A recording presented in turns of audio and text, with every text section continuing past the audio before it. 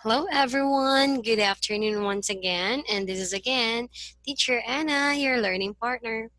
Now let's try to learn new things about applied economics. So in the last week, we have talked about differentiated things about economics, and we also talk about the Philippine economics. So I hope you have learned a lot from that lesson. So now let's go to unit number 2. Yeah, so from the Philippine socioeconomic development in the 21st century of lesson 4, now let's go to lesson number 5, which is the supply and demand.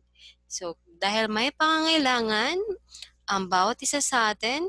So that's why there is some resources that should be converted into supply. And because of our needs, which is the demand, so ito yung sinusuplayan natin, yung various needs of everyone.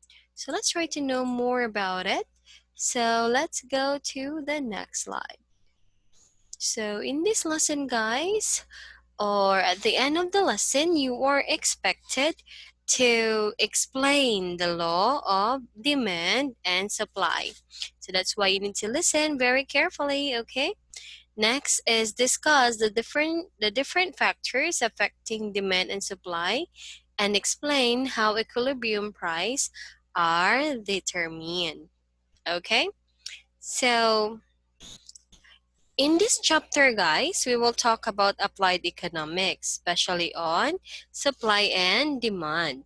So the level of real national income depends not only on an increasing total demand, but also on an increasing supply that is on the ability of the producers to satisfy the demand for goods and services.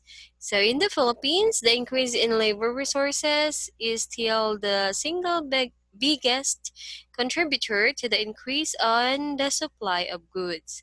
So the increase in this factor of production has been the result of high population growth. History has proven that high population growth ultimately accompanied high rates per capita, and that population decline only after a country had reached a high level of economic growth and not before it. So meaning magdungan daw si economic growth and si population growth. So they have a significant relationship. So dili pwede kung taas ang population mo nindot ang ato ang economic. So kung mubo ang population mo nindot daw nga to ang economic growth but not beforehand. Dili kung taas tong population, it's not a good thing. It is because we will also have a decline in our economic growth. So on the other hand, guys, our land resources are still wanting to be tapped to increase our supply of goods. So kung mapansin ninyo guys, there are a lot of land resources nga dili ginagamit. So that's why some of our governors and even senators, they want to have a law na dapat gamiton yun ng land resources para walay maging idle. Because if that is the case, there are a lot of land resources that would be idle, so it means that there would be a lower supply of goods. So wala ta naka-maximize ato ang mga resources. So the most difficult resource supply to increase its capital, which depends on the level of savings and foreign exchange available. That's why every government agencies na sila kanya-kanya nilang savings because of different things. Daghan nga mga rason. So now, let's try to know more about how the demand and price interact. So paano pala nag-i-interact si price at saka si demand? So as a student, 'di ba? Bumibili lang kayo sa mga gamit na mababa like on sale kung hindi ka talaga mayaman, bibili ka lang ng mga gamit na on sale. So, that's why your wants or your demand would really interact your price. Kung mahal siya maayo, dili jud ka mo palit. Labi na kung limited lang imuhang kwarta. So, demand is what people are willing and able to buy at various prices. So, mao ni siya ang willingness nato o ability nato nga mo palit. Okay? Buyers must meet in order for there to be demand. So it means kung natay willingness, natay ability to pay, so kanang duha ka condition, mao na siya ang mag-determine sa ato ang demand. So quantity demanded is a specific amount an individual is willing and able to buy at a given price. So meaning, when we say quantity demanded, it's the number or specific, katong pinaka-specific nga amount jud, an individual o isa ka tao nga willing siya mo palit. So meaning, gaya ni mo give up ka na siya nga kwarta because of the thing that you are going to have. Like for example, food, clothing. So kaya ni mo i-give up mo kwarta because of that important things. So that is quantity demanded. So a demand schedule is a table that shows the quantity demanded at each price. So, naputay demand schedule guys. So, muna na siyang table na dito talk.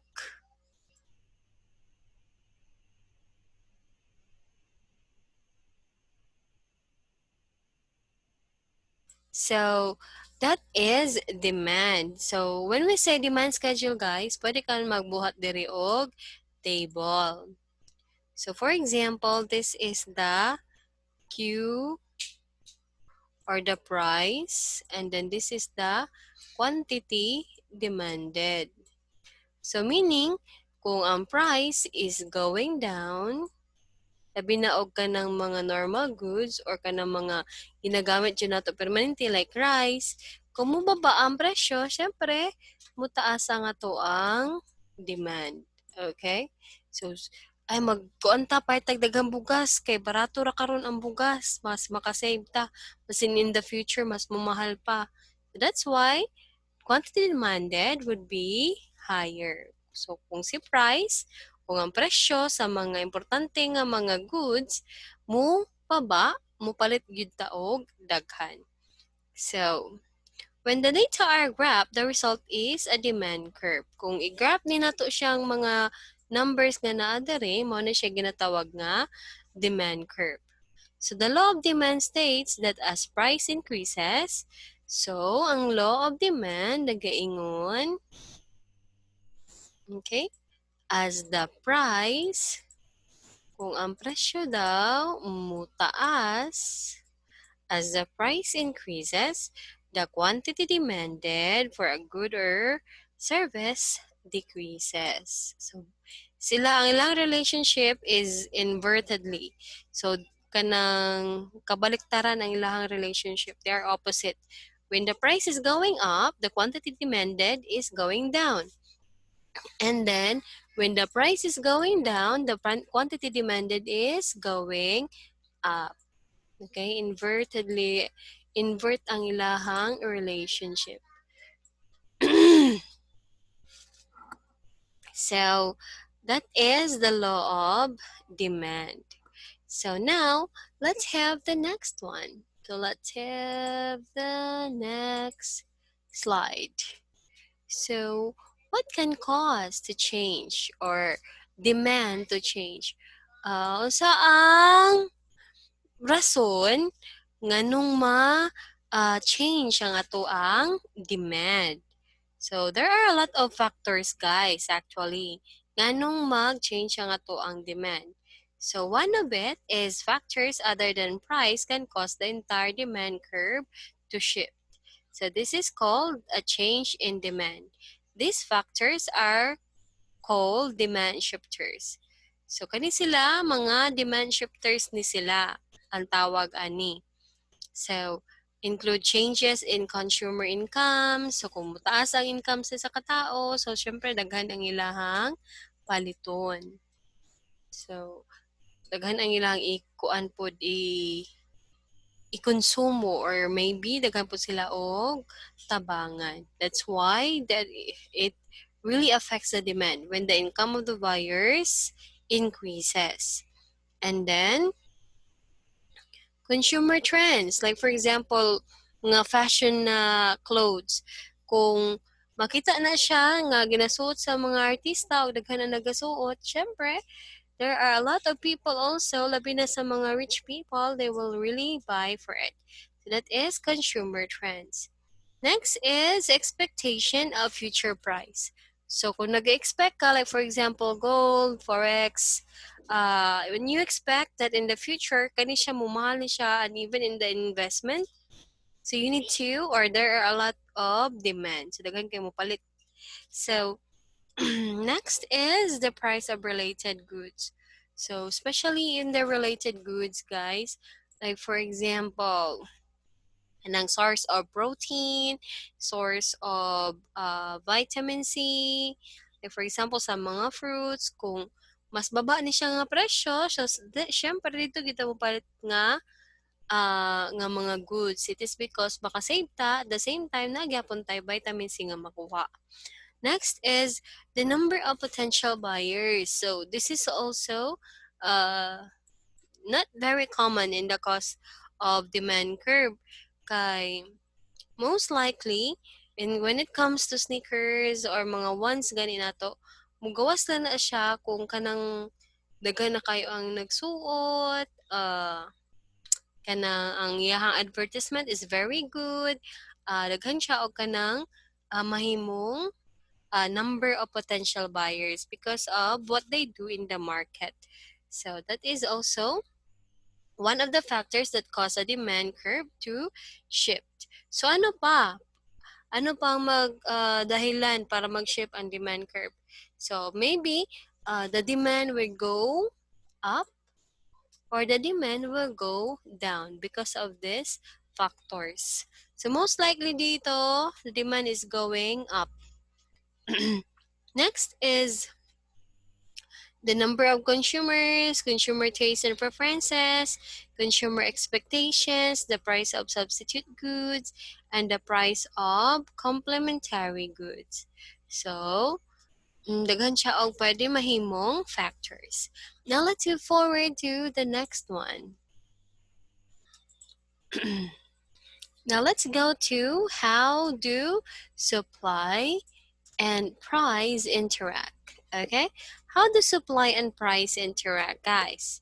So supply it means willingness and ability are the two conditions that must be met for there to be a supply of goods. So meaning willingness nga mag-supply or maghimo og resources o iyang abilidad nga mubuhat ana nga resources para makasupply ana nga product.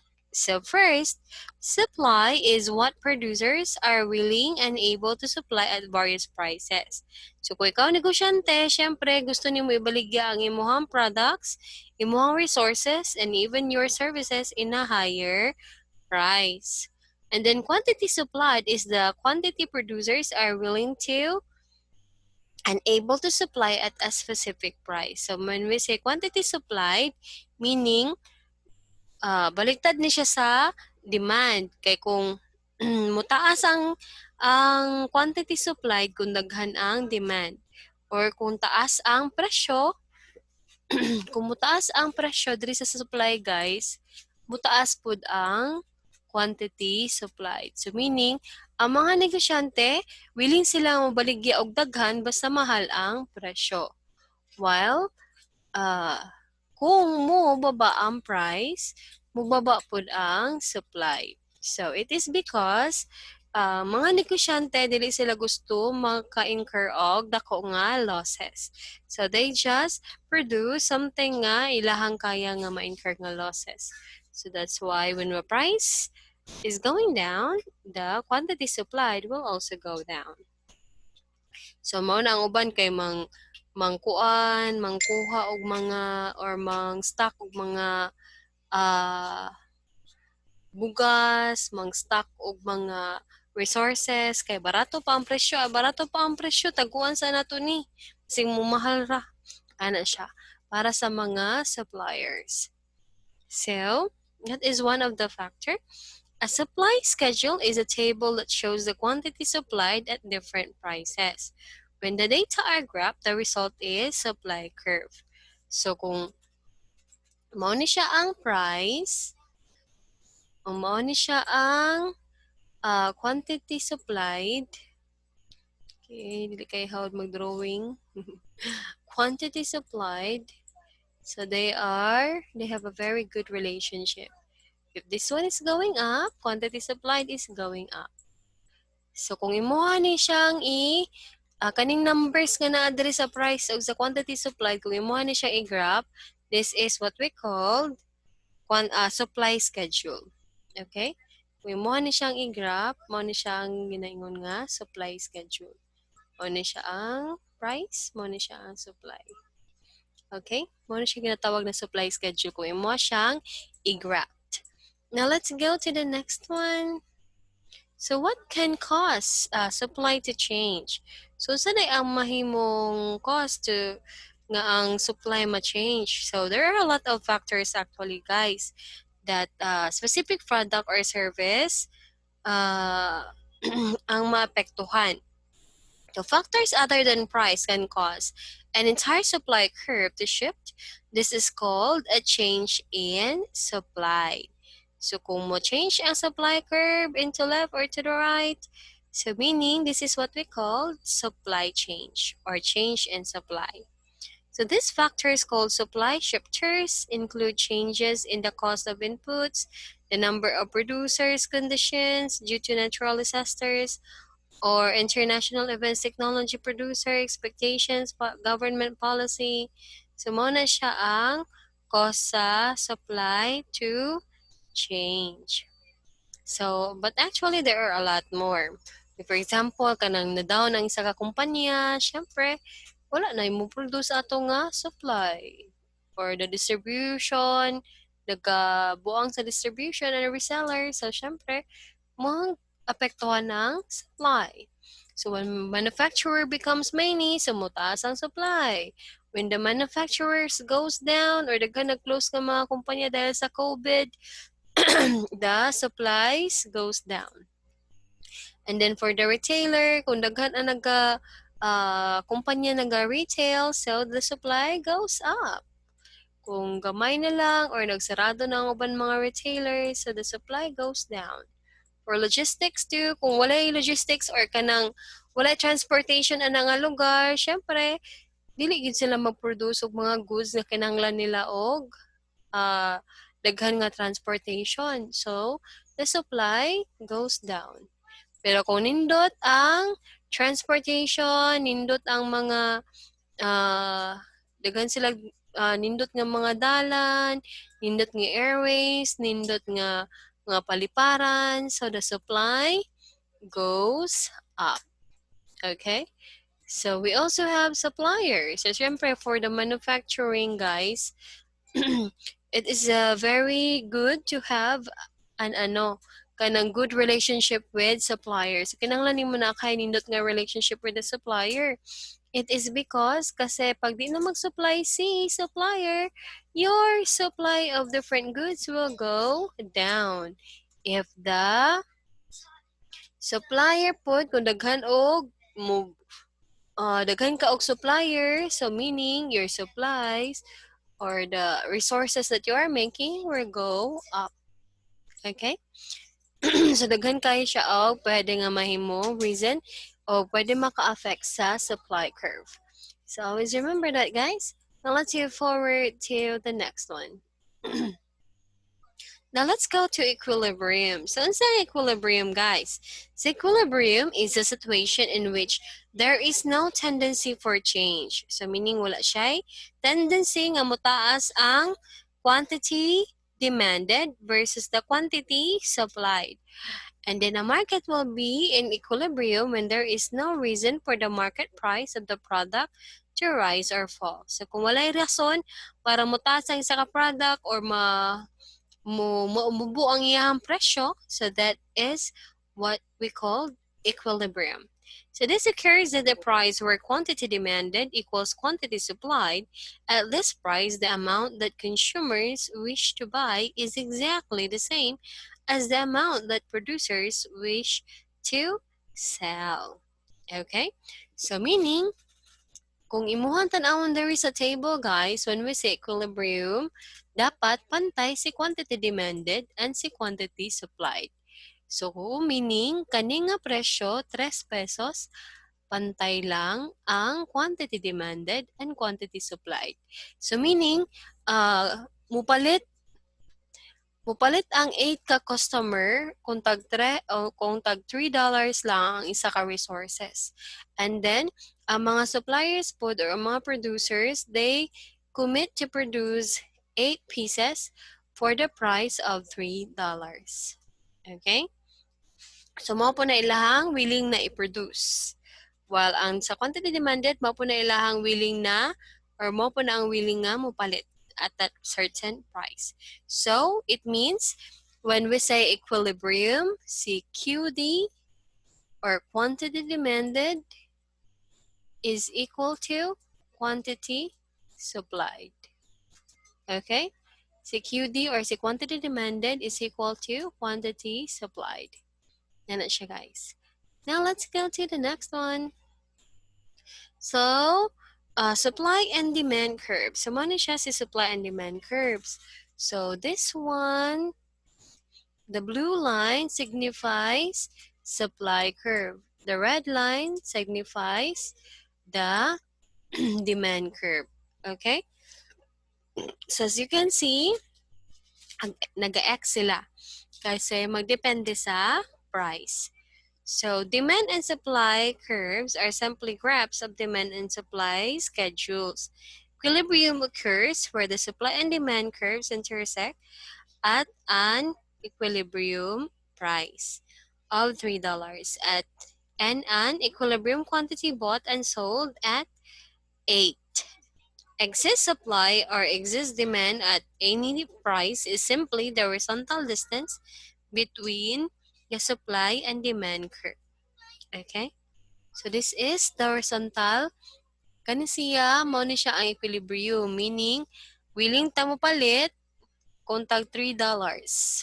Willing po mo supply kung willing po silang mo supply o ginani kadaghan kung tag $3. So that is the supply and demand curve.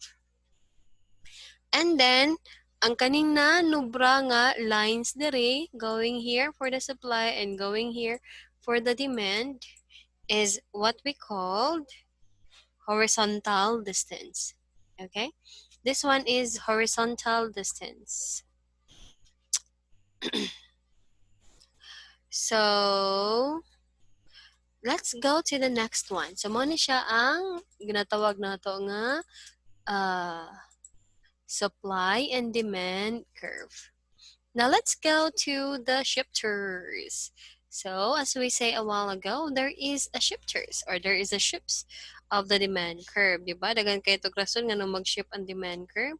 So, as you can see, mo ni siya ang ato ang demand. Okay? Mo na ito ang demand. Mo ni siya ang ato ang new demand. So, an increase in demand means that consumers wish to purchase of the good at every price than before. Okay? So, meaning, gusto sila mo palit ana nga product even though it is in a higher price. So, especially ani, kanaganing mga goods nga kinahanglanon jud nato. Like for example, basin pag mumahal ang kurente, wala tay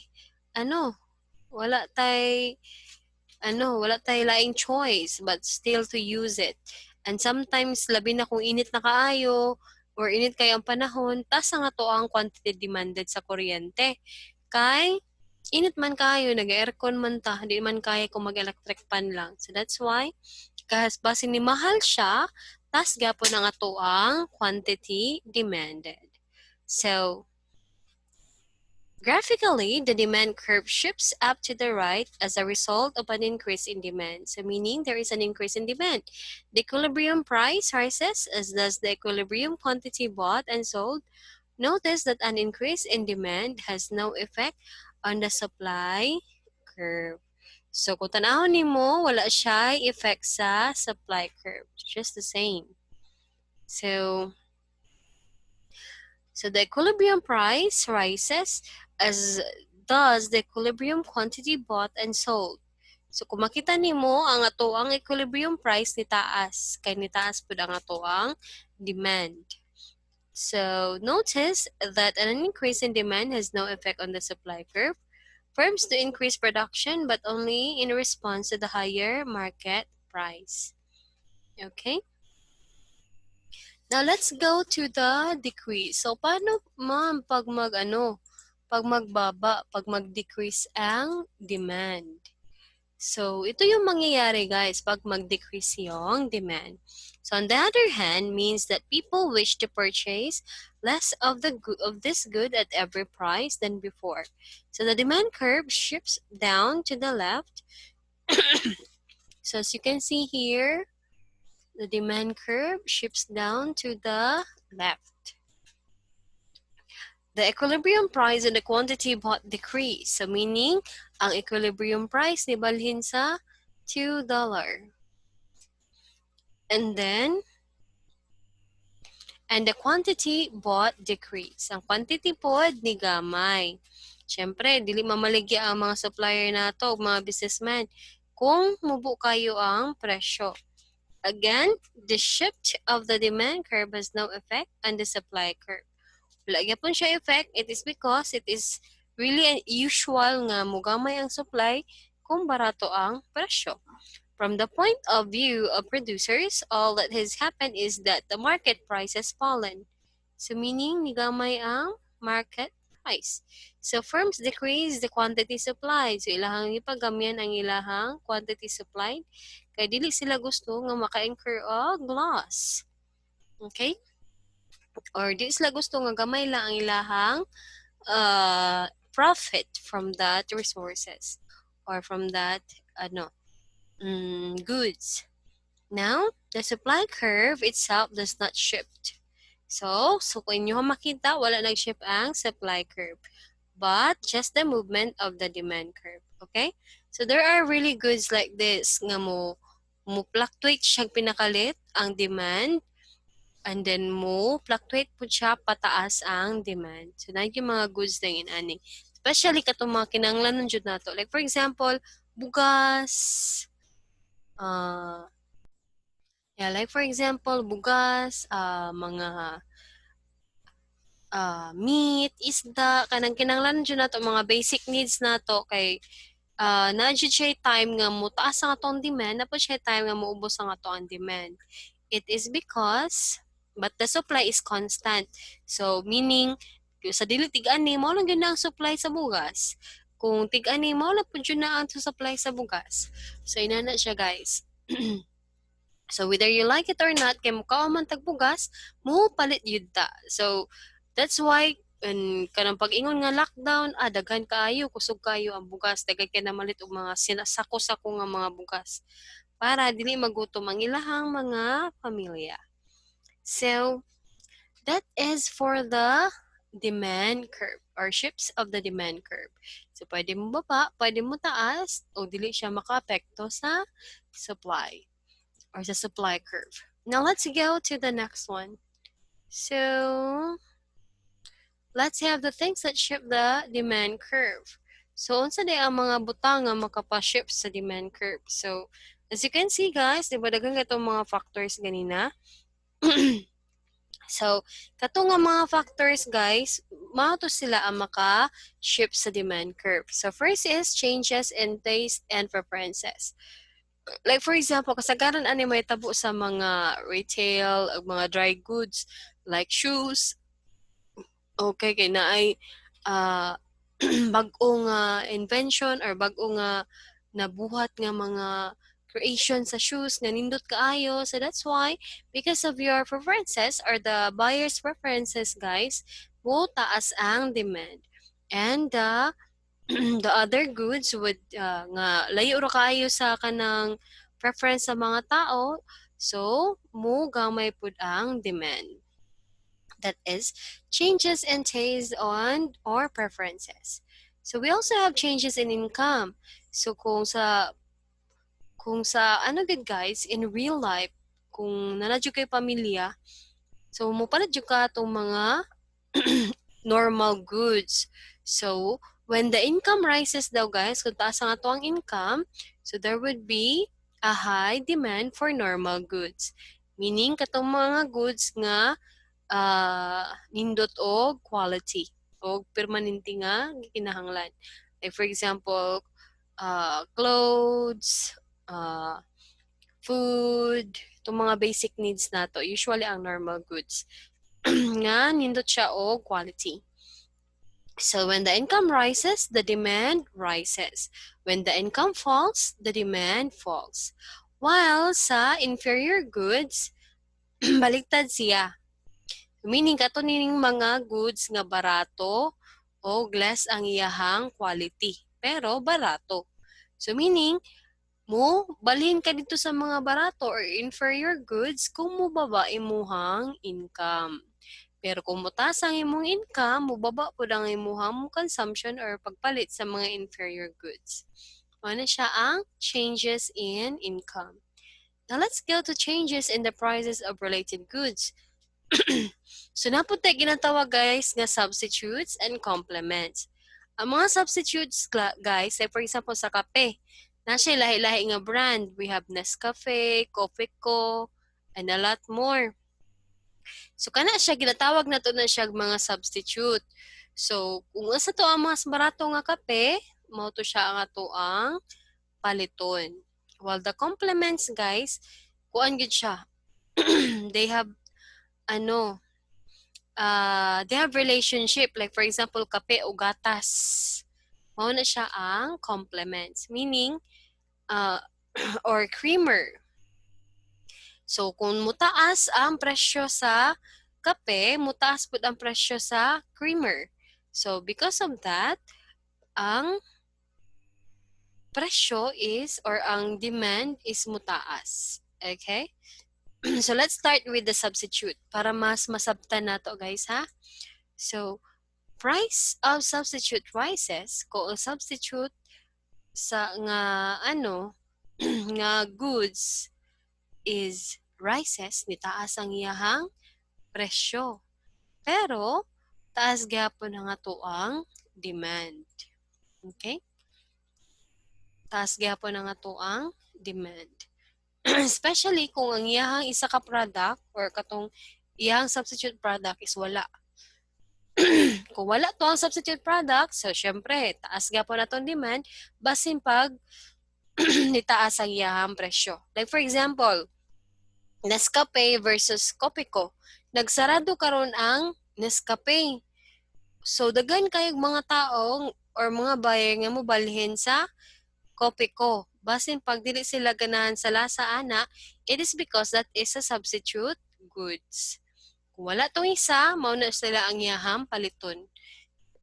And then, price of substitute falls. Nganong ma-fall pud ang demands sa substitute goods. Especially kung katong iyahang kakompetensya is ni baba ang presyo, mas ninindot ang lasa, mas ninindot ang services. So, kay didto na sa pikas nga goods ni palit, syempre, mubaba ang iyahang demand. Okay? So this one, mubaba yan demand. Kay nindot man kayo, lami man kayo ang ang Nescafe kaysa sa Copico. So, mubaba ang demand sa Copico. Kay daghan o mobalhin nga buyer sa Nescafe. Yan ang substitutes. Sa complements guys, meaning sometimes ginagamit nato siya nga dungan. Like for example, kape o creamer, sa pa mga complement goods. Kape o creamer, and a lot more. Actually, daghan pa ni siya, guys. I think sa mantika pod ata og mantika og manok ana. So sa complement, guys, kung ang presyo mo taas, okay? Mo taas pud ang isa. Meaning like for example for coffee, si coffee og si creamer. So, kinahanglan naman nato si coffee ug si creamer para mulami ang ato ang kape. So, they are complemental goods or complements goods. So, meaning kung mutaas ang presyo ni kape, mutaas bud ang presyo ni creamer. So, that's why, basin pagtaas ang iyang presyo,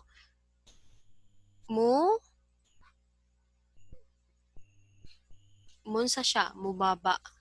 Okay? So, meaning, kay nitaas ang presyo, ang iyang demand is ni gamay. Price of complements falls. Okay? So, na po yung mga inaani nga instances, guys. Like si kape o si creamer. Nitaas ang presyo karon ni kape. Di na lang ta mag-cream uy kay kuan man, mahal naman kayo ang kape. So, mo to nahitabo ni gamay ang presyo, ang ni gamay ang ato ang demand sa creamer. So, that's why when the price of the complement falls, mo ni siya ang may tabo. Quantity demanded is taas. When the price of the complement rises, the quantity demanded is going down. Okay? So meaning, kung ang presyo daw sa complement ni taas, mugamay ang ato ang number nga ginapalit nato. While kung sa complement niya ni taas, meaning, or ni baba, taas ang ato ang pagpalit sa isa. Okay? So they are invertedly. Invert ang ilahang relationship. Okay, guys? Invert ang ilahang relationship. So meaning, kung si kape daw, price of complement rises, itaas ang presyo ni kape. So meaning, si creamer, o di lang sa tamag creamer, kay mahal kayo ang kape. So that's why quantity demanded shifts left. So gamay ang iyahang quantity demanded, kay nitaas ang presyo sa isa. Now, let's have the other one. So kani siya nga scenario, inani siya, guys. Kape ug ang creamer. Si kape daw ni baba ang presyo, yehey! So meaning, pwede na ta maka-creamer kahit kuan. Baba ang presyo sa kape. So, the quantity demanded for creamer goes up. Okay, guys? So, I hope that you have understand that scenario. Now, let's go to the next one. So let's have number 4. So changes in the population of potential buyers. So this is also a very big contribution, guys. It is because, like for example, sa war gani, unay war ang isa ka lugar, syempre mamalhin ang mga tao. So meaning, gamay lang og buyers. And then in the population po, like for example kanang naagyan ta og mga calamities, so daghan ang nangamatay nga mga tao. So most likely, kung fewer ang buyers, there are also fewer demand. Kung daghan ang buyer, there are also more demand. Okay? Mutaas ang demand kung daghan ang mo palit. Okay? Sinani ni siya, guys? Mutaas ang demand kung daghan ang mupalit, mugamay ang demand kung gamay ra ang mupalit. Okay? This is very easy. Now let's have the next one. So let's have number 5. So this is changes in expected future prices. So mo na ni siya karon ang kanang para sa mga investment, mga businessman kay gunahuna. Ay, mupalit daghan nga nga bugas kay mutaas daw ang presyo ani sunod. Tag 100 na daw ang kilo sa bugas. So that's why mo taas ang quantity demanded. Okay? Basin pag nitaas ang iyang presyo gamay, or basin pag maulang gyapon ang presyo, nitaas gyapon ang iyang ano. So, kung ang imong expectation ana nga product is kuan siya, higher price expected in the future, meaning kung tag 40 imo ang palit karon sa bugas, nya nagunahon na ka nga ang bugas is moabot og 100 in the future. So that's why daghan kayo og mamalit og bugas para ilang inegosyo in the future. Now, baliktad po ni isa. So lower price expected in the future. So meaning, nagunauna ka nga kana siya nga product in the future mo baba ang presyo. So meaning, like for example, tag 30 ang bugas karon. Nya naguna-huna ka nga in the future tag 20 na lang ang bugas, mubaba. So meaning, gamay lang ang mo palit sa bugas.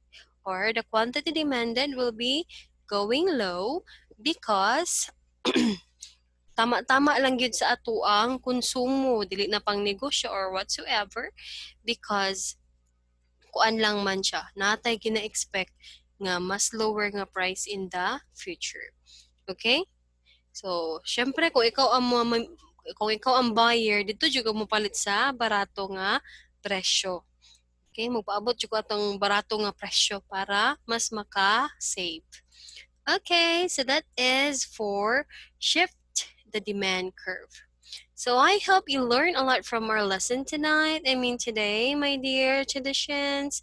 So please read and review your lesson and try to type down your questions, clarifications, and queries in the chat box, or you can also personally message me. You can also uh, write it down in the stream and in the comment section, guys. So thank you so much. I hope you learned a lot from our lesson today. And always remember to make your parents proud. Good night, traditions, and have a great day. So let's go now to your assessments. Always remember to make your parents proud. Bye. Be the best.